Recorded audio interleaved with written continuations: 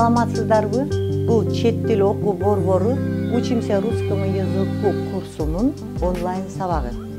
Урматтуу орус тилин үйрөнүүчүлөр, өткөндө мен сиздер менен зататооштордун ротуна токтогонмун. Ал эми бүгүнкү биздин сабак зататооштордун сандары. Итак, тема сегодняшнего нашего урока – число имен существительных. Число имен существительных. Кыргызча айтканда зататооштордун сандары. Бардыгыбыз билебиз, ар бир тилде зататооштордун жекелик түрү, анан көптүк түрү болот. Ошондой эле орус тилинин грамматикасында дагы зататооштордун жекелик жана көптүк түрү болот.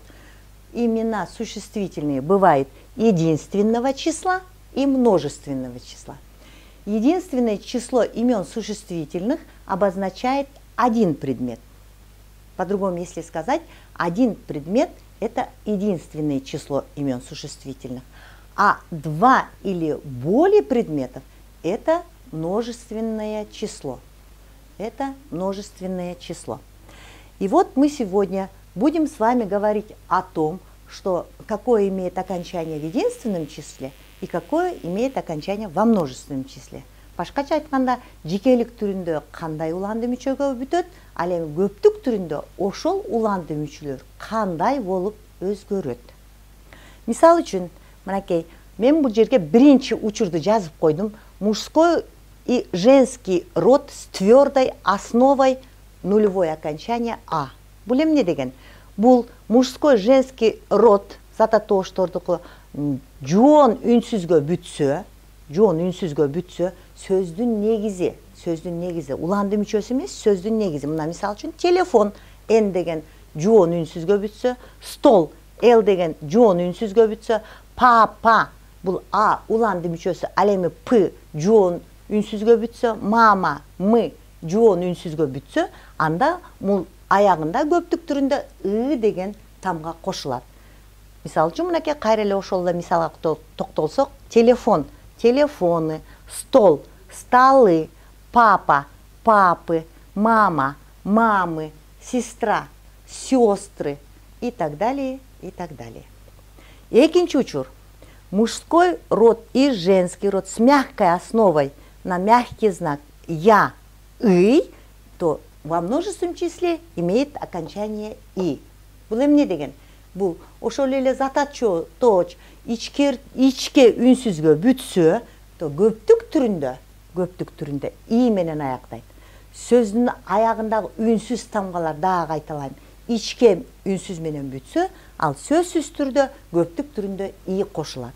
Например, вот рубль Л ичке, дверь Р ичке, трамвай ый ичке үнсүз, тетя Т ичке үнсүз.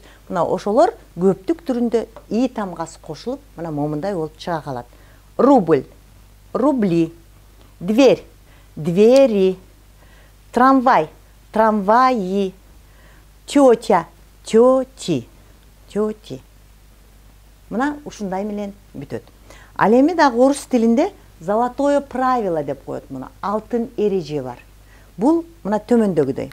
Если основа слова существительных мужского и женского рода оканчивается на к, г, х, ж, ш, ща, ча, то после них во множественном числе обязательно добавляется буква и. Бул эмне деген?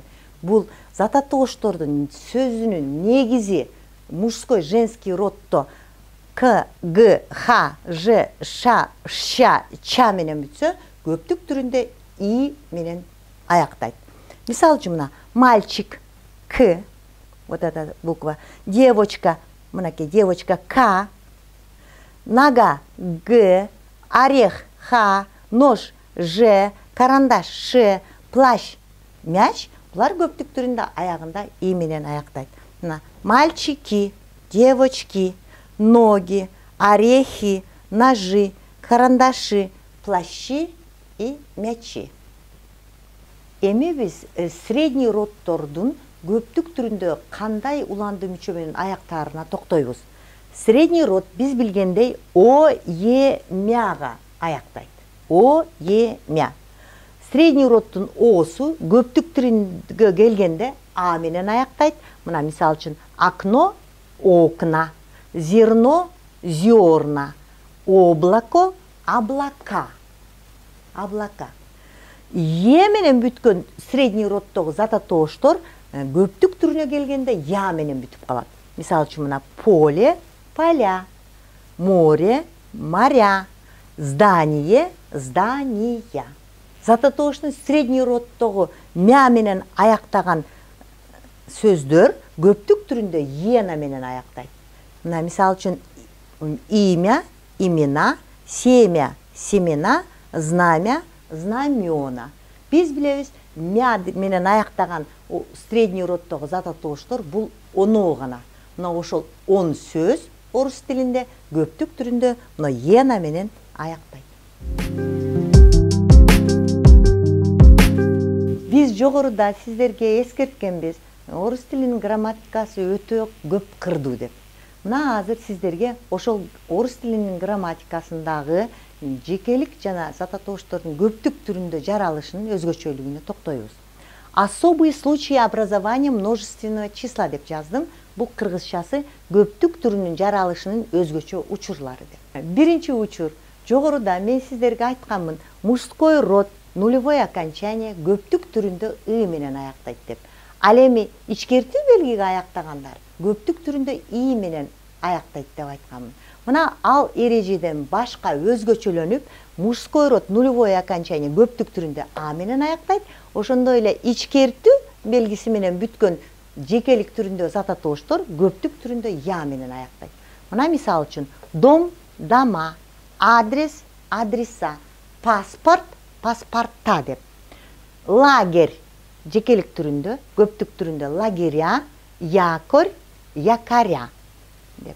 Ошондой эле нулевое окончание менен бүткөн мужской роддогу зататооштор жекелик түрүндө, көптүк түрүндө мягкий знак менен яны берген учурларда кездешет. Бул экинчи учур. Мисалы үчүн мынакей лист листья, стул стулья, друг друзья. Үчүнчү учур средний роддогу о менен бүткөндөр өткөндө мен сиздерге а менен аяктайт деп айткам көптүк түрүндө. Ал эми бул өзгөчөлөнгөн учур болгондуктан о менен аяктаган средний род зататооштор көптүк түрүндө мягкий знак я менен аяктайт. Мисалы үчүн мына дерево деревья, перо перья, крыло крылья. Мына ушундай учурларда кездешет. Зататооштордун жекелик түрүнүн көптүк түрүнүн жаралышында дагы мындай өзгөчөлүктөр кездешет. Жекелик түрүндө бир сөз болсо, көптүк түрүндө ал таптакыр башка сөз менен жаралат. Мына мисалы үчүн человек деген сөздүн көптүк түрү жок. Бул человек деген сөз өзү жекелик түрдө эле колдонулат. Ал эми көптүк түрүндө бул сөз люди деп айтылат. Ребенок деген жекелик түрүндөгү сөз көптүк түрүндө ребенки деп айтылбайт. Бул дети же болбосо ребята деп айтылат. Ал эми мать деген сөз көптүк түрүндө матери, дочь деген сөз дочери. Мына ушундай өзгөчөлүктөргө кабылат. Дагы ошондой эле зататооштордун жекелик жана көптүк түрүнүн бир өзгөчөлүгү орус тилинде жалаң гана сөздөр жекелик түрүндө колдонгон учурлары болот. Анын көптүк түрү эч болбойт. Сүйлөр эште жалаң гана жекелик түрүндө колдонуш керек. Ошондой эле көптүк түрүндөгү сөздөр бар. Алар эч качан жекелик түрүндө колдонбойт. Сүйлөр эште жалаң гана көптүк түрүндө колдонуш керек. Мына мисалы үчүн мен мынтип жазып койдум. Слова только единственного числа. Слова только единственного числа. Бул биринчиден вещества, заттар. Натрий, водород, кислород, калий, барий. Мына ушулардын бардыгы жалаң гана жекелик түрүндө колдонулат.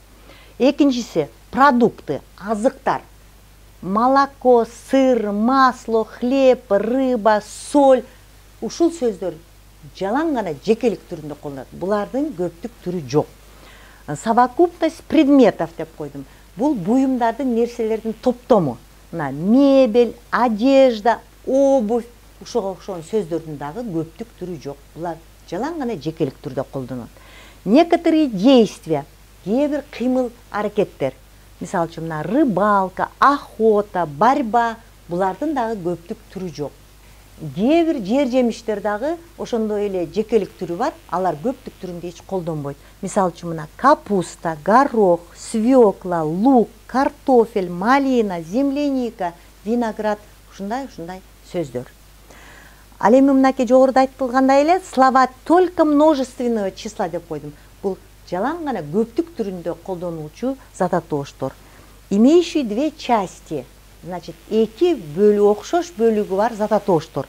Ножницы, коньки, очки, ворота, санки, деньги, брюки. Мына ушунга окшогондор. Экинчи бул вещества и продукты деп койдум. Зат, анан азыктар. Духи сөз деген сөздүн жекелик түрү жок. Консервы, мунуку да жок. Белила, чернила, мына ушуга окшогондор зат атооштордун жекелик түрү жок. Мына ошентип мен сиздер менен зат атооштордун жекелик жана көптүк түрүнүн жаралышы боюнча бүгүн сабак өттүм. Кийинки сабакта жолугушканга чейин саламатта болуңуздар.